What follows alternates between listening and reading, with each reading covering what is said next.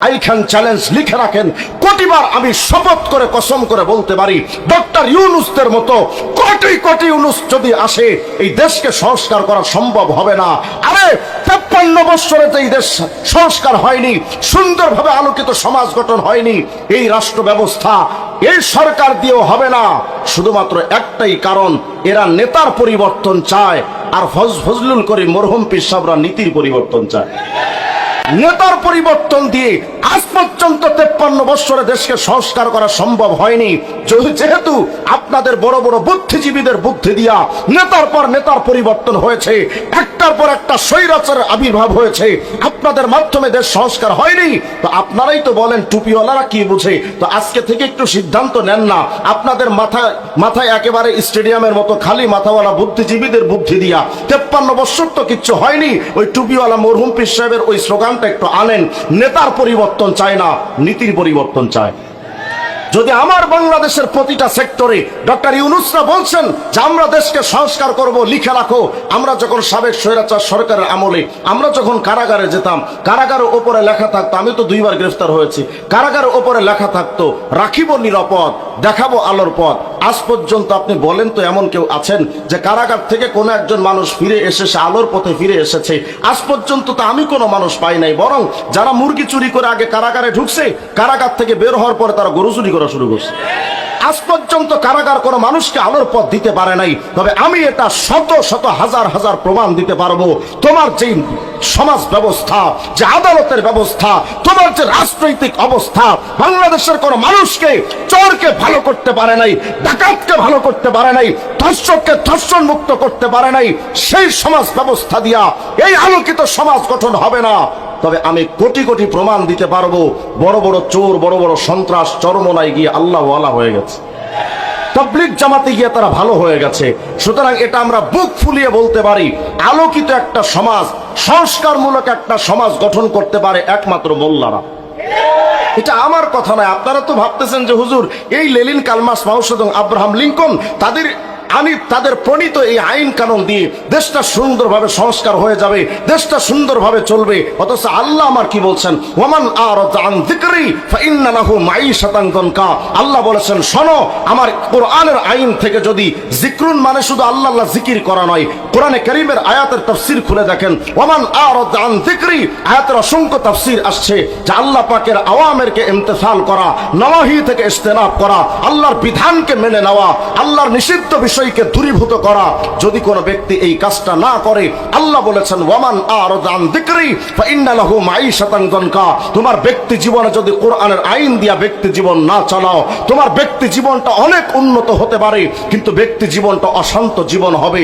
তোমার পারিবারিক জীবন ব্যবস্থায় যদি ইসলামের আইন যদি বাস্তবায়ন না করো, তোমার পারিবারিক সমাজ বা পারিবারিক অবস্থা হয়তো সম্ভ্রান্ত পরিবার হবে, কিন্তু ওই সম্প্রদায়ে, ওই পরিবারে কোনোদিন শান্তি আসতে পারে না। আল্লাহর ওয়াদা, তোমার যে সমাজ ব্যবস্থা, রাষ্ট্র ব্যবস্থায় ইসলামের আইন থাকবে না, কোরআনের আইন থাকবে না। হ্যাঁ, দেশের নাম দিতে পারবা ডিজিটাল, খুঁজে দেখবা সবকিছুতে শুধু ভেজাল আর ভেজাল।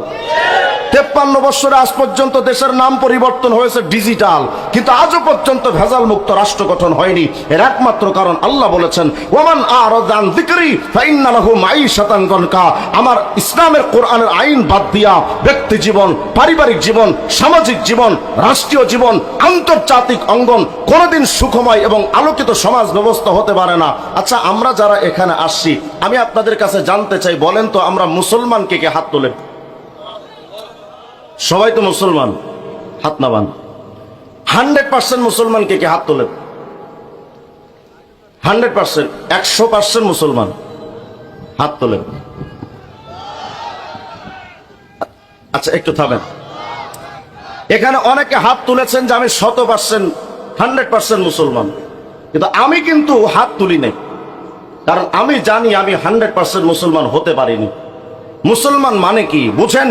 যারা আপনারা ইসলামী আইন বাদ দিয়া, ইসলামী রাজনীতি বাদ দিয়া, গণতন্ত্র, সমাজতন্ত্র, রাজতন্ত্র, জাতীয়তাবাদ, ধর্মনিরপেক্ষ মতবাদ, মানব রচিত তন্ত্র মন্ত্রের দিকে দিকে যারা দৌড়াচ্ছেন, আমি আপনার কাছে জানতে চাই, 53 বছর চলে গেছে বাংলার জমিন থেকে, একটার পর একটা আলেমদের দুনিয়া ত্যাগ হয়ে গেছে, বড় বড় পীর মাশায়েখ দুনিয়া থেকে চলে গেছেন, কিন্তু আমি বুকে হাত দিয়ে বলতে পারি 100% ইসলাম পালন করে আজ পর্যন্ত বাংলাদেশের কোন পীর বুজুর্গ আজ পর্যন্ত মৃত্যুবরণ করতে পারেননি। কারণ আমার বাংলাদেশ স্বাধীন হওয়ার পর থেকে এই বাংলাদেশের রাষ্ট্রীয় আইনে চাপিয়ে দেওয়া হয়েছে বেঈমানদের বানানো গণতন্ত্র, সমাজতন্ত্র, জাতীয়তাবাদ, ধর্মনিরপেক্ষ মতবাদ। এই 4টা তন্ত্রই কুফরি তন্ত্র।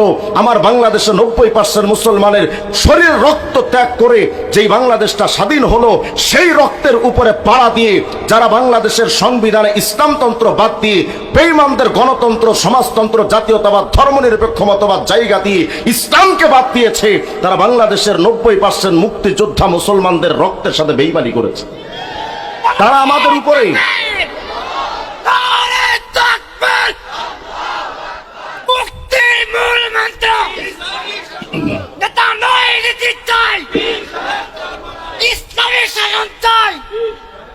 তারা আমাদের উপর এটা বোঝা চাপিয়ে দিয়েছে যে মানব রচিত আইন দিয়ে তোমাদের রাষ্ট্র সুন্দরভাবে চলবে।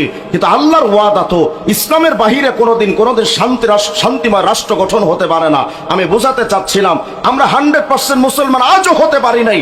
কেন?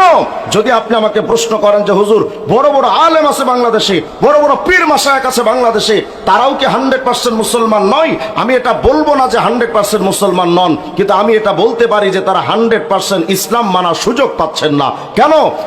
ইসলাম মানেই তো শুধু মাথায় টুপি দেওয়ার নাম নয়, ইসলাম মানেই তো শুধু দাড়ি রাখার নাম নয়, ইসলাম মানেই তো শুধু পাঞ্জাবি গায়ে দিয়া মসজিদের মাদ্রাসায় গিয়া নামাজ আর হজ যাকাতের মধ্যে সীমাবদ্ধ হওয়া, এটাই তো ইসলামের সীমাবদ্ধতা নয়। আরে চোর চুরি করলে রাষ্ট্রীয়ভাবে তার হাত কাটতে হবে, ওটাও যে একটা ইসলাম। ডাকাতি করলে রাষ্ট্রীয়ভাবে তার হাত কাটতে হবে, ওটাও যে একটা ইসলাম। জেনাকার জেনা করলে রাষ্ট্রীয়ভাবে তার সঙ্গে সার আইন আছে, ওটাও যে একটা ইসলাম। এই গত কয়েক মাস চলে গেল, 1 মাস প্রায় চলে গেছে, মাগুরার আসিয়া ধর্ষণের শিকার হয়ে সে মারা গেল। তার কবরে তার লাশটা পচে গিয়ে তার কবর থেকে ঘাস উঠেছে। আজও পর্যন্ত তার ধর্ষকদের বিচার হয়নি, আজও পর্যন্ত তার ধর্ষকরা দুনিয়াতে বেঁচে আছে। ইসলামের আইন যদি থাকতো, আমরা যদি 100% ইসলাম মানতে পারতাম, আসিয়াকে কবরে দেওয়ার আগে তার ধর্ষককে পল্টনে সবার সামনে, জাতির সামনে রেখে মৃত্যুদণ্ড কার্যকর করবো। কিন্তু সেই আইনটা আমাদেরকে আজও পর্যন্ত দেখানো হলো না। রাষ্ট্রীয় ইসলাম তো আজও পর্যন্ত আমরা মানতে পারলাম না। হ্যাঁ, মাথায় টুপির ইসলাম মেনেছি, পাঞ্জাবের ইসলাম মেনেছি, ব্যক্তি জীবনে ইসলাম মেনেছি, হয়তো পারিবারিক জীবনে কিছুটা ইসলাম মেনেছি, সামাজিক ইসলাম আজও পর্যন্ত আমরা মুসলমান মানতে পারি নাই, রাষ্ট্রীয় ইসলাম আজও পর্যন্ত মানতে পারি নাই। অনেক ইসলামিক দল রাষ্ট্র ক্ষমতায় গিয়েছেন আগে, অথচ তাদের আমলে আমরা দেখেছি মদের আইন বৈধ হয়েছে। কত হয়? তাদের আমলে আমরা দেখেছি অনেক ইসলাম বিরোধী আইন পাশ হয়েছে। আমরা সেই ইসলাম চাই না যে ইসলাম ক্ষমতার মসনদে যাওয়ার পরও মদের আইন বৈধ হয়, যে ইসলাম ক্ষমতার মসনদে যাওয়ার পরও পতিতালয়কে বৈধতা দেওয়া হয়। এমন ইসলাম চাই যে ইসলাম ক্ষমতার মসনদে যাওয়ার পরে বিদেশিদের রক্তচক্ষু উপেক্ষা করবে না, আল্লাহর জমিনে আল্লাহর খেলাফত কায়েম করবে।